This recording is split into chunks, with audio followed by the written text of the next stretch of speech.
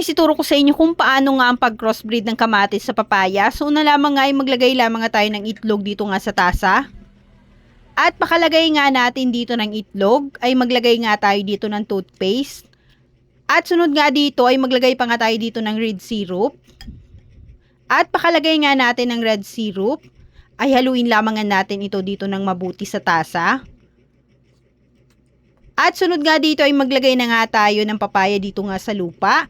At ilagay natin itong kamatis dito. At saka natin ibuhos itong ang pinaghalo natin. Ayan.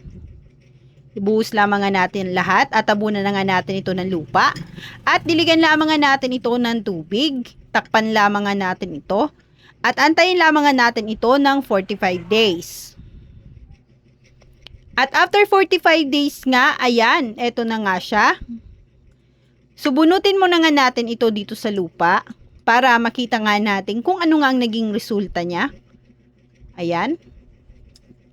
At eto na nga diba, nagkaroon na nga ito ng ugat at nagkaroon na nga ito ng dahon at hindi nga nabulok ang ating kamatis dahil nga sa red syrup.